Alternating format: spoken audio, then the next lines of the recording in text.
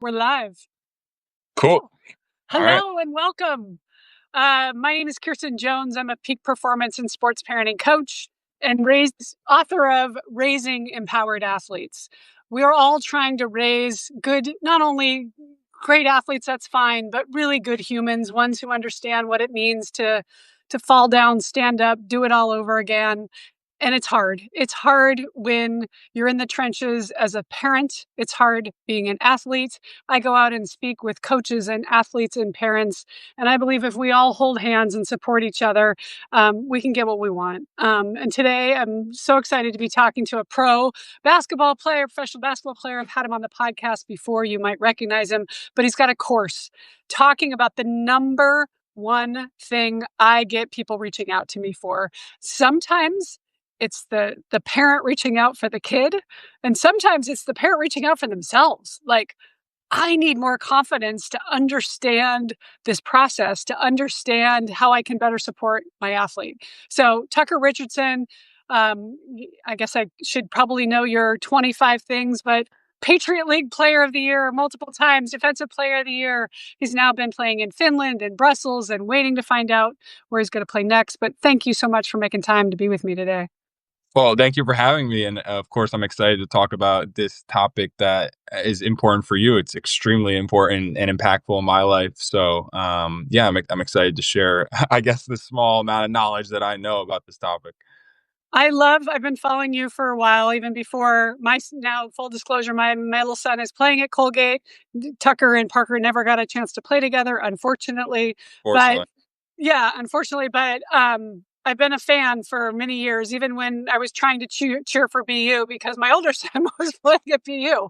But your journey is so beautiful because you're so honest about it. And I think that's what resonates with people. I think you have over 25,000 followers on your On on Instagram. your on Instagram and on watching all your YouTube videos. If you're not already watching his YouTube videos, you should be, because you just are so great about just being like, this is what I suffered with. If you suffer with this too, it's okay, right? So Yeah. maybe can you tell us a little bit about your journey, and then we'll kind of dive into, we're going to talk about confidence today and how important that is and how do we get it? Yeah, of course. I mean, I really appreciate that. I think the biggest thing I try to do with my content and talking to young athletes is just be as authentic as possible. Obviously, I can't share everything that's going on in my life, but I try to be as real and honest as possible when it comes to my journey, the things that I've struggled with, the things that I continue to struggle with. I mean, I think like a lot of kids think that just because I'm a professional player, now everything's figured out. It's definitely not the case. It's a constant evolving process. But yeah, basically my quick story is I'm from New Jersey. I did 4 years at a public high school in my town in Flemington, and then did a post-grad year at Blair Academy in New Jersey. Ended up getting recruited by Colgate and committed there in the summer before I got to my 5th year.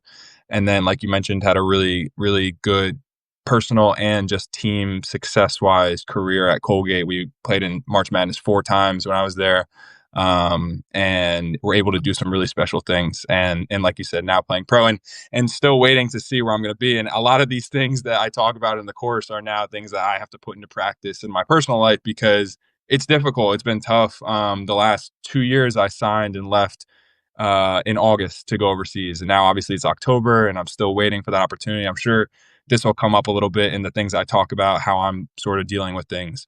But yeah, just excited to be here and to talk to you. I believe we teach what we need to learn.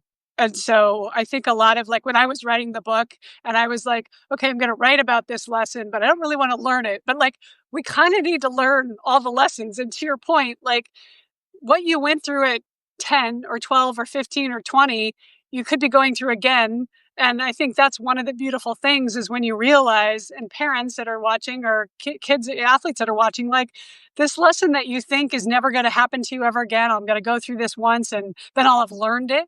Mm. Oh no. Oh no. We get to, we get to learn those lessons over and over and over again. Right. For So sure. It's a constant process of evolution and development. And again, I mean, that's one of the things I talk a lot about is sticking to the process.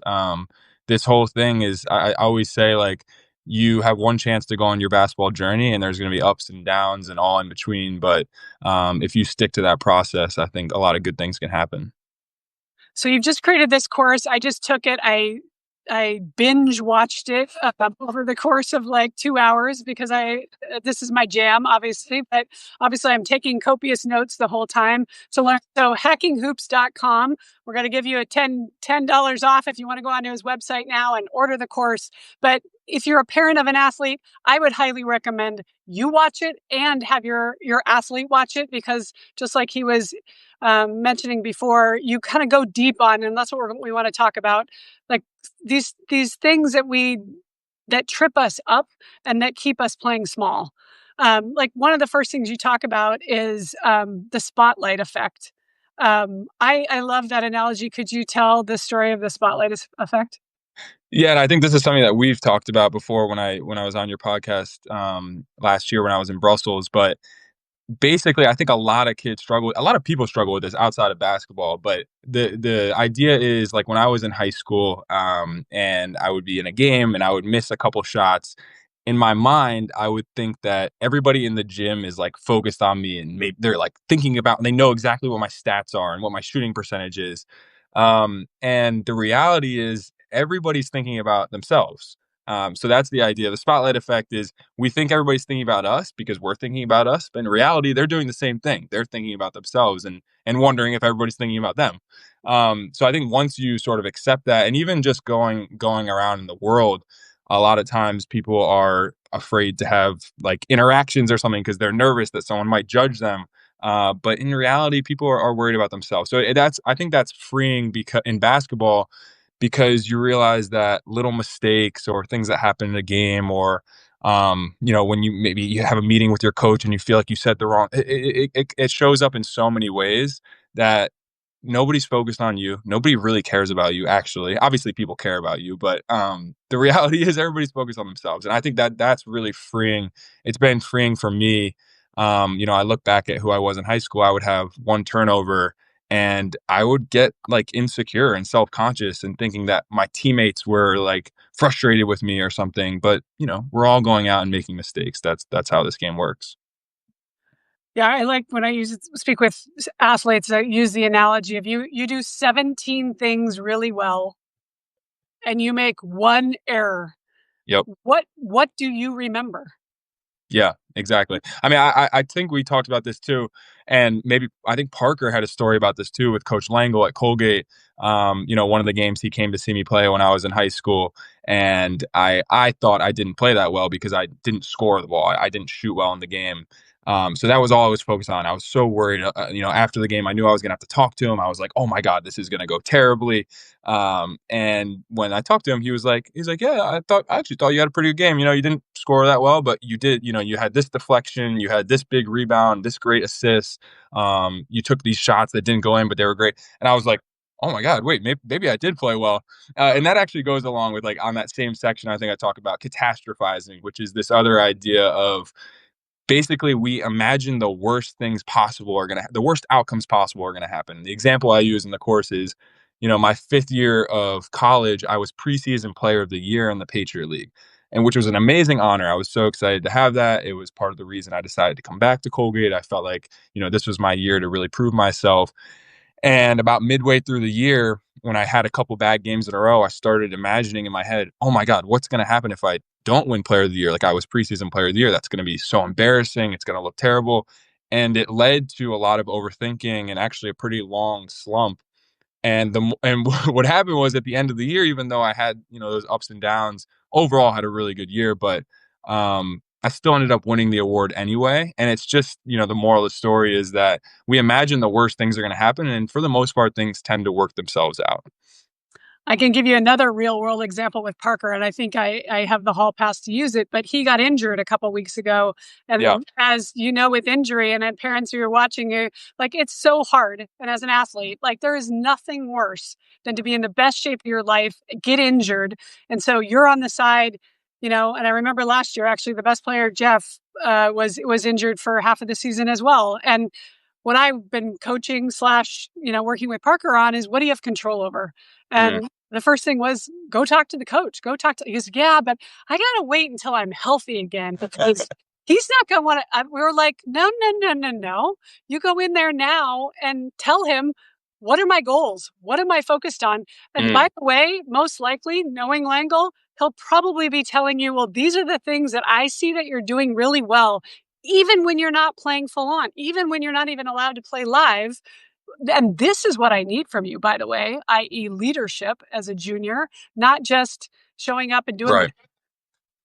Right. And I think talking to a coach is another great example of this. A lot of kids, and I even now, even this past year playing overseas, I build up these, I had a couple bad games in a row or something, and I feel like I just need to have a conversation with my coach about what's going on. And we build it up as this huge thing in our head.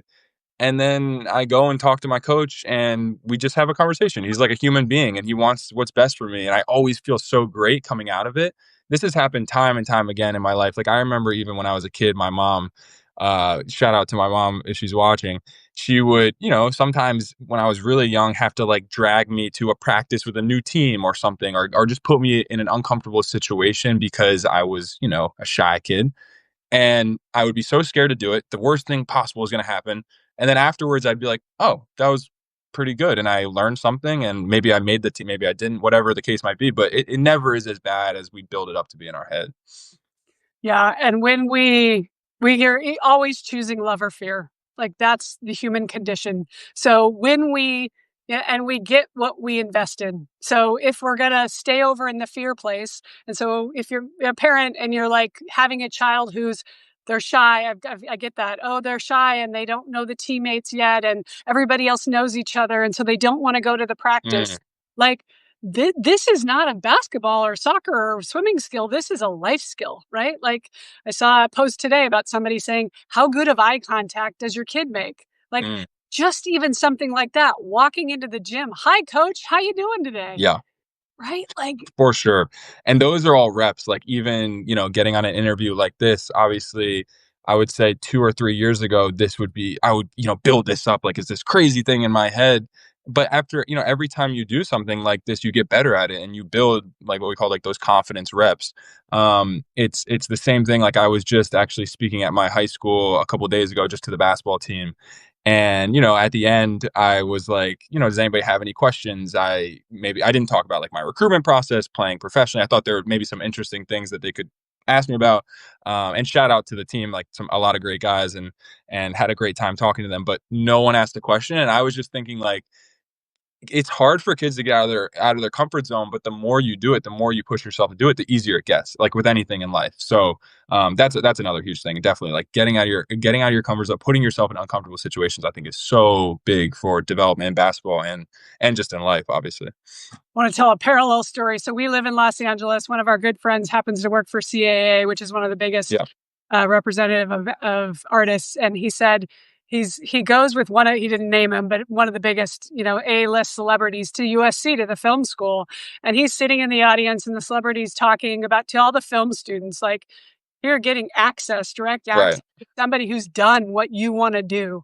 Mm. And at the end of it, same thing, Q&A. And shout out to my agent who's sitting right here. And he said, after he goes, I was absolutely floored. He said, it all ends. Everybody just leaves. Nobody walks up to shake the guy's hand. Nobody out of curiosity wants to come over and shake my hand and ask me what Mm. I'm doing, right? Missed opportunity, right? Like, Yeah. And I will shout out, there was one kid that came up after and asked me a question and we had like a, 2 minute, 3 minute conversation and I felt like that was really beneficial for him. Obviously, I think if he had asked it in front of everybody, then everybody can learn something from that. But I was still like, I was like, oh, okay, this kid, and it just catches your eye. You're like, oh, okay, that kid, I can see something in him. Like he's curious, he's interested in getting better. So it just stands out. You always want to be making the best impression possible. Like as you know, in like the recruitment process in basketball, connections are everything. They're so big. So you never know who you're going to meet, who might be able to help you out. So that's just another reason to do things like that to go up and talk to people. Absolutely. And on that, just a slight pivot, but like with communication, right? So if you happen to be getting recruited, you talked a bit about social media and the course and the, the good and the evil of it, but to the point of even getting recruited. And I've seen where kids will get a text or whatever, a DM, a message, and they will, it's not the right school. So they don't even respond back. Mm. What advice do you have if you're trying to get out, you're trying to get your name out? Maybe it isn't your dream school. How do you handle that? Okay, it's the same thing for me now as a pro.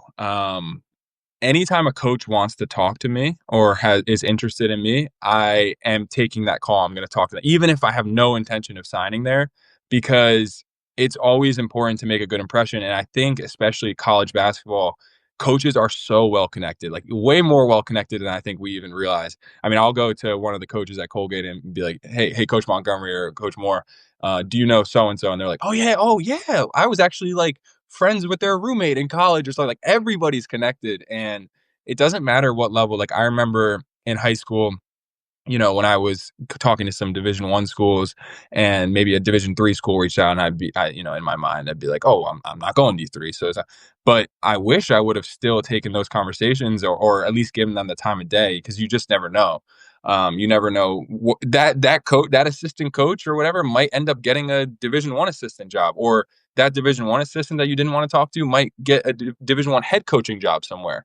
So that 100% is a huge thing, and just impressions in general. So obviously giving coaches everybody the time of day, but once you actually are talking to a college coach, first of all, I would say think about how rare that is and how many kids never get to talk to a coach and never get recruited. So don't take it for granted, and show a genuine interest in them and like their school, and want to learn, ask questions. Don't just be like a robot on the phone, or when you get to meet them. I mean, I've heard horror stories from coaches about Zoom calls and phone calls where the kid is just clearly showing no interest, and it's like, okay, you're just wasting our time. So 100%. I think take advantage of any connection, any conversation you can have with a college coach. Don't take it for granted. I loved all of that, and I will say, and on the other end, when you get to the place where you are going to decide, every single person I believe who's had interaction with you, for sure, everybody at least who's offered you deserves a phone call. Yes, 100%. And I've heard that from even just talking to the Colgate coaches, that they really respect that. That's like a really good respect thing. I was in a situation where I didn't really have many other offers other than Colgate, so I didn't really have to do that. But 100%, I agree. That's a good thing to do. And you just don't know where your path will take you, either obviously with the transfer portal the way it is, but also what maybe you want to get into coaching one day, and they won't remember necessarily what you said or did or ghosted them, but they'll Yep. definitely remember whether you left a good taste in their mouth or not. And if you want to, or even I have one client who she wants to go to grad school. And so she's like, I want to go to the grad school at, where this one coach who had recruited me before, right? So what if you had just dropped that person because you're like, well, I don't need them. And that's what I've heard coaches say. Oh, yeah, we get ghosted by both the parents and the kid after we've been working to recruit them for months. And then all of a Yeah. sudden, not even just a thank you for recruiting me or just nothing. Yeah. And it just goes with, I think, just being a good person. Like when I was in high school, I was so lucky in terms of the coaches I had, the trainers I had, and all these mentors that I still go back to. Like my ninth grade AAU coach is still an incredibly important mentor in my life because we've kept in touch. And a lot of that is him too. But I've found ways to keep in touch. My trainer that I still work with today, that I started with when I was a freshman in high school, my post grad coach, Joe Mantegna from Blair. All these connections beyond basketball are just so impactful in my life when I need advice. Obviously, Coach Langle is like a huge one. So again, just connections are everything. I even say all the time, one of the greatest parts about being able to go to a school like Colgate is the connections, just like outside of basketball. I think I was proud of myself. I did a good job of like meeting people outside of just the basketball team. I think a lot of some kids, they get to college and it's great. Like you want to be locked in on basketball, obviously, but go meet other people. There's some really interesting people that you go to school with that you never know what you might do after basketball or how that connection can be beneficial for both of you. Yes, agreed. Let's pivot a little bit. I love goal setting. I think getting clear on what it is you want is so important. And again, you don't necessarily need to know exactly what it is, but even just, and with young kids, when I'm working with young kids, parents will say, well, he thinks he's going to play for the MLS or whatever. Like, isn't that a stupid goal? And I'm like, no, like, because if you have a dream, just because you don't catch that dream, just because you don't get to do what you're getting to do to play pro, even if you only make it to the high school, all of that is such great fodder for building muscles, the muscles that we're Yes. talking about. And so in one of the chapters, you go into the modules, you go into process goals versus outcome goals. Could you talk a bit about that? Of course. I think having process oriented goals is one of the most impactful things in my basketball career because I think about it like this. There were some games last year where I felt like I wasn't playing well because I wasn't scoring. And this is like something that a lot of kids do. And I used to do this in high school. Like, okay, if I had a game and I didn't hit whatever, maybe I went into the game and thought I got to score 20 points today. If I didn't score 20 points, then I would feel like I would look at the game in a negative light. But the problem with that is that scoring is completely out of your control. I always say, like, if scoring was in your control, then wouldn't everybody would average 50 points a game and everybody would be amazing. It's not in your control. The other story I'll always tell is when I was a senior at Colgate, my fourth year at Colgate. We were 4-11 in the non-conference play, and we were supposed to be really good that year. We were picked to win the Patriot League, had all these high expectations, all these returners, 50 years coming back, and we were 4-11. And we're all looking around like, what is happening here? What is going on? And I'll never forget Coach Langle just saying, we just need to stick to the process. We're not worried about wins. We're worried about what it takes doing the things well that lead to wins. And ever since, that has obviously always stuck with me, is focusing on the process. And the cool thing is that year, I think we went 16-2 in league and won the Patriot League and played in March Madness again. So we stuck to the things that we knew worked every day, even if we weren't seeing the results. Maybe we lost some close games, whatever it might be. So it's basically controlling what you can control. And the advice I give to players is, like, if you want to have process oriented goals in an individual game, focus on things like, I'm going to go for every offensive rebound, or I'm going to be really physical, or I'm going to communicate really well. Or even if you wanted to focus on something like shooting or scoring, when I'm open, I'm going to shoot the ball. I'm not worried about if it goes in or not, but when I'm open, I'm going to shoot it confidently. I'm going to step up and shoot it. Not worry about the result. I'm just going to do that. And these are ways to sort of like open your mind about what it means to play well. And not only that, but I feel like when you focus on things like that, like, let's say, I'm like, okay, the first 5 possessions of this game, I'm going to go crazy for offensive rebounds. Then you get an offensive rebound and you're like, oh, I'm making an impact on the game right now. I'm feeling better about how I'm playing. So that's why I love focusing on and I write them down. Like, I try to write down a few process oriented goals before every game. So I think that's an advice I would give to all young players. Have you always been someone who writes things down, or is that a skill No. you've learned? Nope, that's definitely learned. I started journaling when I got to Finland in my first year playing pro, but even then, I didn't really understand, writing down specific things until I met, say, my mentor Juan, who I've worked with for over a year now, and that's when we started thinking about, okay, what are ways where you can feel impactful that don't have to do with, again, outcomes. So, like, let's write those down. I use the same analogy with writing a book. I don't have any control over whether a publisher will want to publish the book, Mm-hmm. but I can put the words on the page, right? Like, so, and there are 10 things that require zero talent, right? Your hard work and your effort and your attitude and your energy and like all of those things that we all give away every day. Well, the coach just doesn't like me. Well, they just didn't want me on the ones team. Well, we tell these stories Right. that become our reality. Yet, Exactly. like, And I think that a lot of times a kid might say, oh, well, that, and I actually say this too, like, okay, yeah, that's fine to focus on all those things, but at the end of the day, if I'm not like scoring or contributing, then am I really being successful? And I do in some ways agree, like, especially for younger players, obviously you need to like score the ball. But a way you can still do that is you can have process oriented goals that focus on your aggressiveness, or like trying to get to the free throw line, or, like I said, taking open shots. So you can still focus on something like scoring while being process oriented. So that's what I would say for that. But 100%, all those things that are like 100% in your control, like working hard, communicating, putting in the extra shots, all that stuff, you just have to be doing it. It's like a non-negotiable if you want to play in college.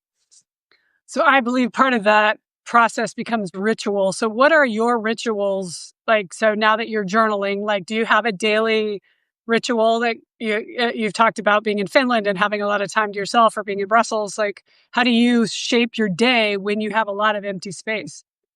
Yeah, I mean, obviously, making the content and stuff has helped fill that space. But in terms of rituals, yeah, so journaling has been huge, and the the coolest thing about journaling now looking back that I'm so glad I've done it the last 2 years is like there were times this year in Belgium where I was struggling with something, and then I would go back and look at what I had written when I was in Finland, and be like, "Oh, this is how I got through it," or "This is what I was feeling then." And it's so interesting to see like how I've grown or what I did then, and how I can you apply that to what's going on right now. So that's really cool. And of course, with journaling is writing down these process oriented goals. That's part of my ritual. I would say the other thing I like to do is, who is Oh, I was just listening to a podcast or an interview where they were talking about how Puka Nakua on the Rams before every game watches LeBron highlights, which Mm. is so funny to me. I think that's really interesting, but that like gets him locked in and confident and like in the zone. And for me, what I've done is watch my own highlights. I love watching my own highlights. It sort of reinforces like I can do this. I can play at this high level. Just gets me feeling good and confident. So that's I would say those are like the rituals that I do before every game. Obviously, things like if I have time, I'll take a nice long nap. I love napping and stuff like that. So, but those are the ones I focus on before every game. I love the watching your own tape. And what I say to young athletes, if perhaps you don't have tape, is I always love asking, so when's the best you've ever played? Like, Mm. and you see their demeanor change. And they're like, and I had this kid a couple weeks ago and he's 13. He's like, well, I only just started playing ice hockey. But last year in roller hockey, I scored 5 goals in one day. And he just like, he, he Lit became a up. different person when he's like, there's the confidence, right? And I said, that's what I want you to tap into. Again, that's transferable. That's a muscle that you've used, and we want you to continue to use. And watching your own tape, you were talking about social media, right? Like, you can either get stuck in the vortex of watching and feeling Yeah. less than and not enough and all of that, or you can use it for, hey, I'm going to go in and watch my own, or who inspires me, right? And I've given that Yeah. assignment too. Like, go watch your whatever 1, 2, 3 best players that you admire. What are they doing? How are they sleeping? How much are Yes. they eating? Where are they? How many days a week are they practicing? What is their mental routine? Success leaves clues, right? Yeah. We don't have to figure out it all on our own. And I'm a little bit of a psycho when it comes to that sometimes. Like, if I'm driving to the gym and I'm like not feeling that motivated or something, I'll literally put on one of those like motivational YouTube videos where it's just like quotes from athletes saying like literally just I'm blocked in, no days off, whatever it might be, or focus on the grind, all this stuff. And by the time I get there, I'm like, oh yeah, all right, I'm ready. I'm ready to go. But the interesting thing that you talked about, maybe this transitions to another part of the course that I think is really impactful is proof. Like you have proof of success. So there are like moments in your past, like you talked about with the kid who plays hockey. Okay, thinking back to that time when I played really well, that's proof that I can do it.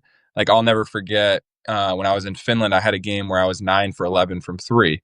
Like I've proved to myself that can have a professional game where I hit 9 threes. Like not many people can say it. That's some really valuable proof to look back on.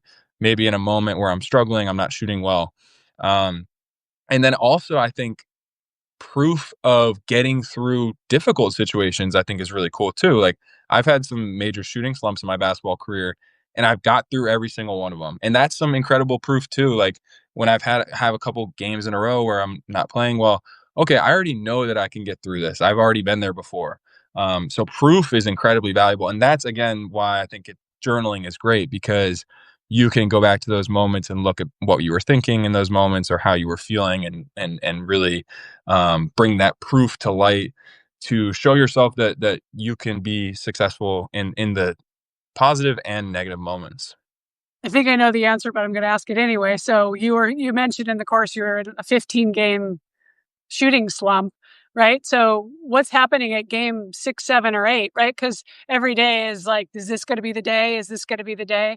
How are you? And I think this is what I think a lot of we all experience this, but you get in your head to the point that you can't move forward. And Yeah. then you feel like, is this going to be like you said, is this going to be the story for my senior year? Oh, he used to be good and now he can't hit the broadside of the barn, right? So do you Yeah. remember when you go back into your notes? And that's why I think writing is so powerful too, because it's your own voice that's telling you like, oh, wow, look what I am saying to myself or Yeah. not. That's allowing me to get what I want. Well, the truth is, during that stretch, my 5th year, when I was really struggling, the funny thing about that year is the first half of the year, I was playing incredibly, or I guess the whole year I played well. This is the thing. This is how I think about it now. The whole year I played well, but I shot really well at the beginning of the year, and then I struggled at the end. And the truth is, I didn't really know how to handle it back then. If I had the tools that I have now, I definitely think I would have gotten out of that slump quicker. I would have figured things out. Like this year, when I had a couple games where I wasn't shooting well, I instead of like worrying so much about makes or misses, I started, actually went back and watched all my misses, and I looked at okay, what are some things that are consistent across my makes versus my misses. And so, like, two things I really noticed were it's simple, but I think basketball is a simple game. When I really hold my follow through, I tend to make more. And when I jump and land in the same spot and I'm not like running back or falling over or whatever, I tend to shoot better. I know your boys are shooters, so I'm sure they can relate. So I was like, okay, cool. In my workouts, I'm just gonna focus on those two things. Before the game, I'm gonna focus on those two things, and then in the game, hopefully, because I've built these habits in my training and it was so funny. Like then I would go back and watch my shots for the next handful of games, and I was holding my follow through on every shot, and I was landing better, and I was making more shots. So that's the way to approach it, as opposed to worrying so much about, oh my God, I'm missing. This is terrible. I have to make my next shot. Actually think about ways that ways you can get out of that are like palpable, that you can actually implement into your training. Um, and then the other thing, like I said, when I was in that moment was, for me, it was this outside thing of being that player of the year thing. It was like, it's just weighing down on me. And now I realize that in that stretch, like I could actually argue that part of the season where I wasn't shooting well, I was actually playing better. Like my assists went up, my steals went up, my rebounds went up. We were winning all these games. Like we were playing, our team was like a well-oiled machine. I had, Oliver and Ryan shooting over 50% from three. Like everything was going well. But for me, it was like, oh my God, I'm playing terrible because I'm not shooting well. No, that's not true at all. Because I was doing all these other things well. Um, and so I think that's just like how I look at it now, which I think is really cool. That's a lot of growth for me. I don't think I would have said that right after the season ended. Did you need the coach to give you that reframe, or you were able to get that reframe on your own? Well, Coach Langle tried. He did a great job. We would have meetings, and he'd be like, "Tucker, you're playing well. Like, stop. Don't put so much pressure on yourself. Continue to get these extra reps." And he was saying all the right things. I just didn't know how to process it at the time. I felt like there was too much at stake or something. I was putting all this pressure on myself, and so he did a great job. I just wasn't ready, I guess, like mentally to accept it. And now I've gotten a lot better at being able to accept those things. I think the one thing you point out there, though, which I hear a lot from young, particularly, well, it depends on your personality. So one thing you do very well is you have a growth mindset, which means I'm willing to look at what I've done wrong so that I can fix it.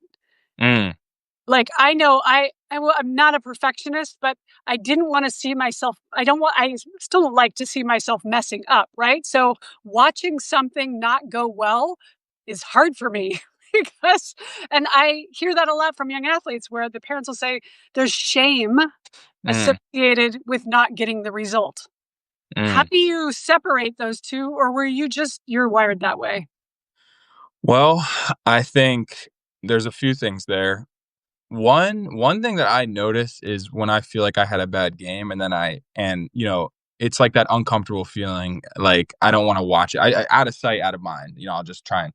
But then when I actually go back and watch when I think I played poorly, I tend to feel a lot better about it after. I'm like, oh, okay, no, I wasn't that bad. I missed some shots, but I did this, and this well. The other thing I would say is a incredibly important reframe, I think, for everybody is to see failure or mistakes or mess ups only as an opportunity for growth and not as failure. Like Kobe Bryant he has one of my favorite quotes ever where he says, I don't believe in failure because all I see is basically like an opportunity. Like, what does that even mean? Failure doesn't even exist. That's what he always says. Failure doesn't even exist to me if I learn from it, if I get better from it.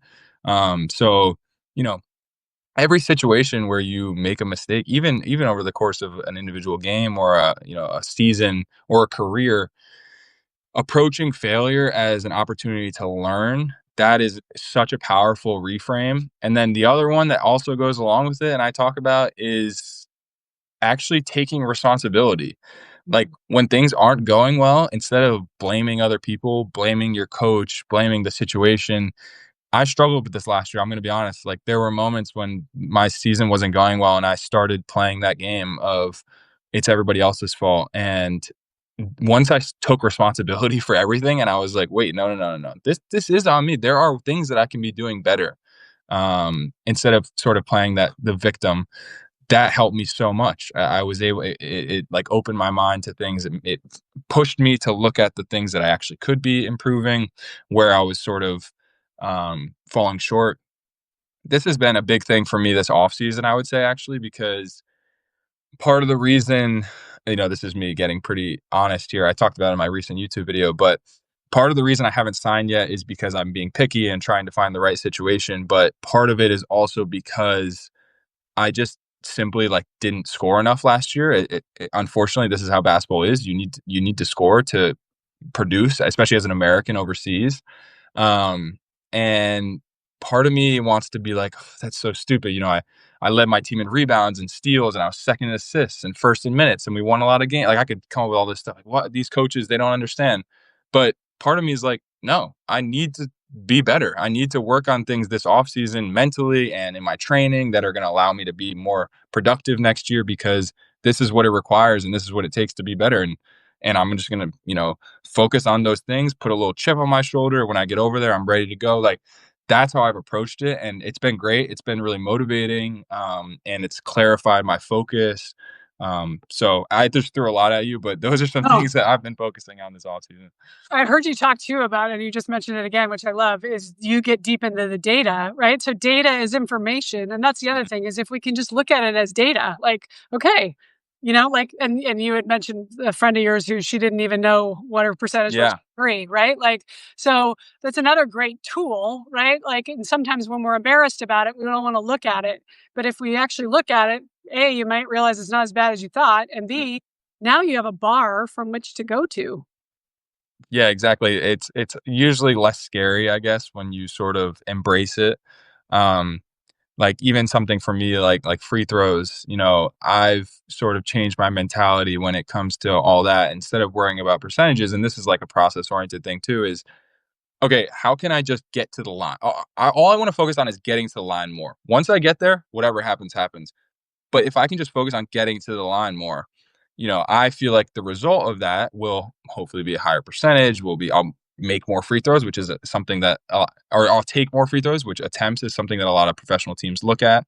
Um, so those are things that you can start to look at when you're just honest with yourself about, your shortcomings. Basically, it's like, okay, how can I actually tactically improve this? These are all so good. So parents and athletes, if you're watching this, give us the highlights. Like why do they need this course? I know it will be life-changing for kids who are really in the thick of trying to get better. If you have enough awareness to know, I mean, that's kind of first we got to name it to tame it. We got to know what our weaknesses are so that we can get better. And I think that's what this is addressing. And parents are like, I'd like the dish of confidence, but I don't know if I want to do the work to get there. And you're saying you got to own it. You got to, be willing to do the work.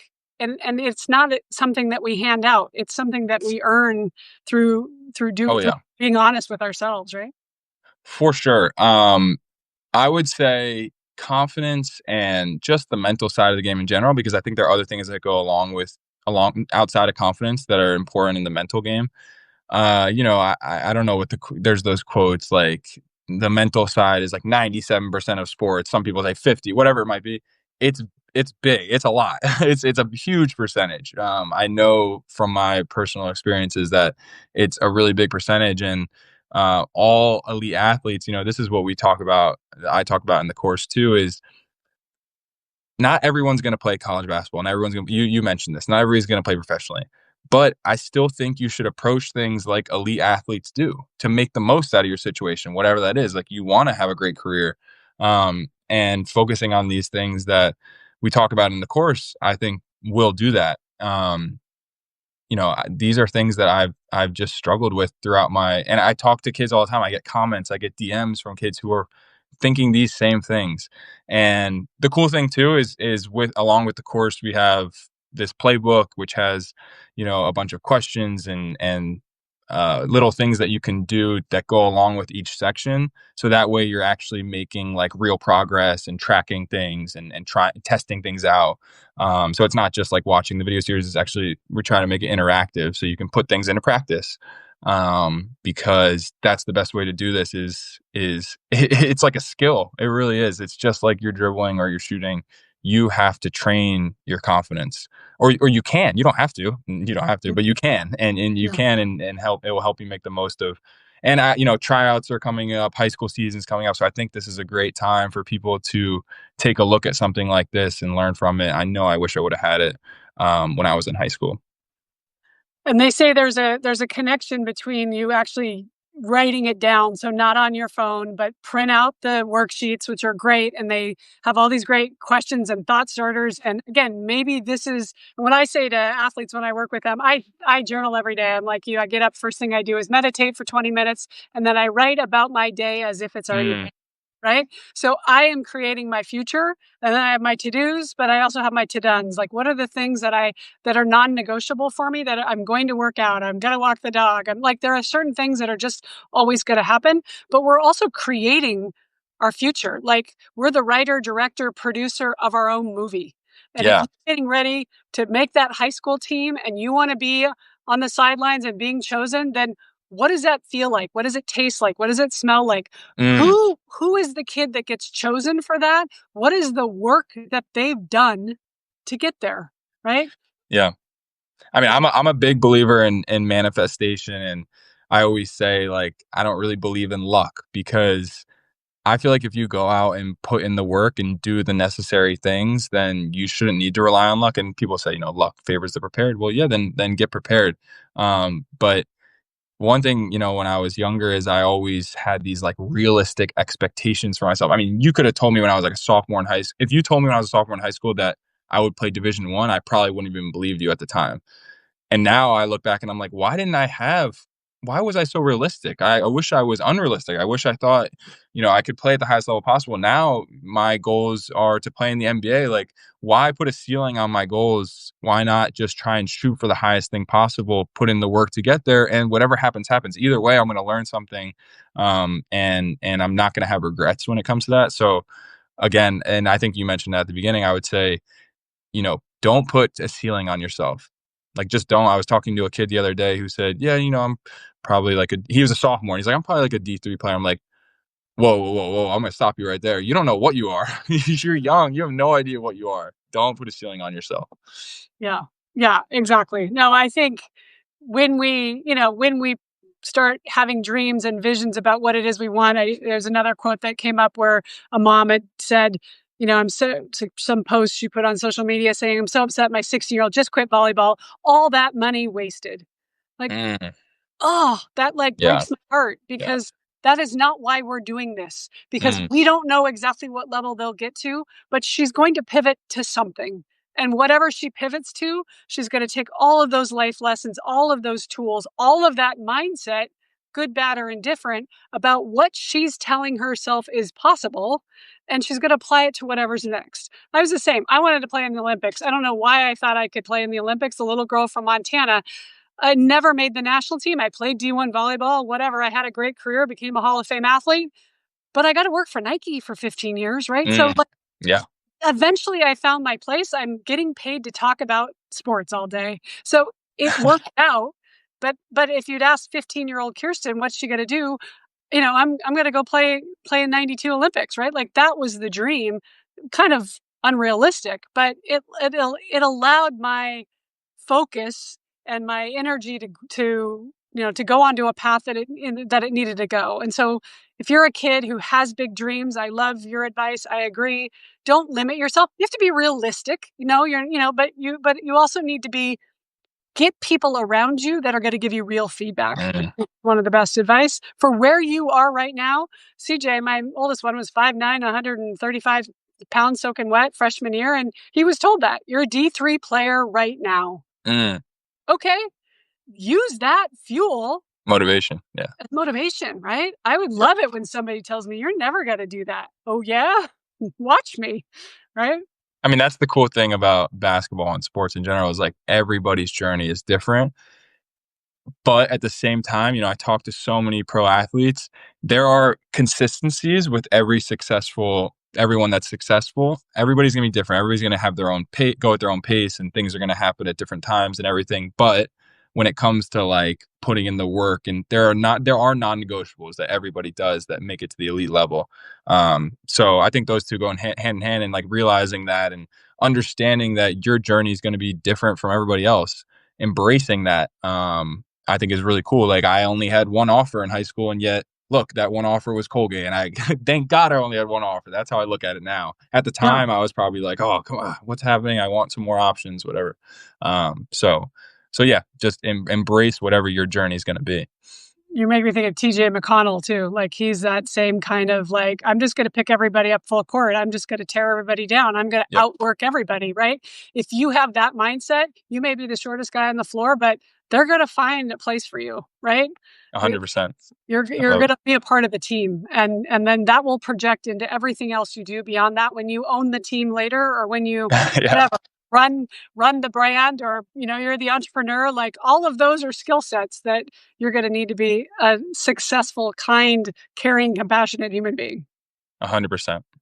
All right, so I'm going to let you go. Sorry, we've talked for a whole hour. No, you're good. This is great. Let everybody know where they can find and watch your videos. I forward them on to all my clients because they're so spot on with giving. Again, what I like about it is you're motivational, but you're also tactical, right? Like I like to be motivated, but I also want to know how. How do I do this? What do I need to do? And so if you're motivated to make change, that's what Tucker does, is he gives you the details, and that's what he does in this course too. I appreciate it. Yeah. Just on like social media and YouTube, you could just Tucker Richardson, and then the course is at hackinghoops.com/confidence. I think we gave a little code for this one, the Raising Athletes code, to get 10% off. But yeah, just excited and going to continue to be consistent with the content I'm putting out. It's just cool to see how it has a small impact on any kid's life. Is like, okay, that's enough for me. I just want to continue to do it. So, and it's just been fun to learn a new skill, learn how to make videos, script, all that stuff. So, well, let's talk to a plug to your mom, Wendy, who has created this community of Hacking Hoops. And that might be another place where, again, a lot of free content, discussions, access to you, asking questions. Coaches are in there now, right? Like, that's just hackinghoops.com. You can join for free, or is it a membership now? Yeah, we do. Yeah, so we have a free month trial, and then after that period, you see if it's something that you want to join. And yeah, shout out to my mom for doing everything behind the scenes, all the tech that goes into all this, setting up the community, and we've done so many interviews with college coaches, college players, trainers. Like you said, it's a space just to connect with other players and their parents who are going through this same journey as you. Like, I just remember in high school, that was what we were looking for. We just didn't have answers. We didn't have access to other people that had the same goals, or same dreams or questions. So that's what we want to do in the community. And then obviously the courses, if you want to build that confidence heading into this season. I'm going to put you on the spot. What's your goal for Hacking Hoops? Do you have a goal? The simple answer is to help as many high school kids as possible not let a lack of information be the thing that holds them back from making the most out of their basketball journey. Because I think that happens to a lot of kids. And especially nowadays recruiting and this process is so complicated and so difficult. So we want to be there to like give you the answers. And just in general, I think just be able to help and impact as many young players as possible, like give back basically. I've been Mhm. able to do a lot in my career, and I want to see other kids do that. And it's been so cool getting to connect with all these high school kids and see their growth and see how their journeys are going to play out. And it just is so emblematic of your level of self-confidence that you're willing to open the kimono, as they say, like allow people in to Yeah, see the good, the bad, and the ugly, because that's all we all want to know, is that we're enough, right? Every single person on this journey, nobody has it all figured out. If someone's telling you they do, just count on the fact that they're lying. And if you find people along the way, as like Tucker, who again, I just respect and admire you so much for your thank you. maturity in that. I know you're a grown man now, but like, and it just, you also come with such a kindness and an openness about sharing. And I think right now the world needs more of that. So I hope to be a bit of that too. And so same, you can follow me and find more about what I'm writing about and speaking about and working with athletes like Tucker and high school and middle school athletes, because we all need support and it takes a village. 100%. Well, thank you so much for having me. I appreciate it, and excited to watch the Colgate team this year. It's a good bounce back year. Hey, I feel like same situation I'm in. It's a good time for them to have a little chip on their shoulder and get that confidence back. So excited to see Parker this year. Yes, great. And thank you so much. And I'm going to be following. I can't wait to hear the announcement. I know it's going to be coming soon. So Hopefully, yeah, we'll see. you and me both, right? Yes, exactly. Ah, thanks, Tucker. All right, thank you. Have a good one. You too.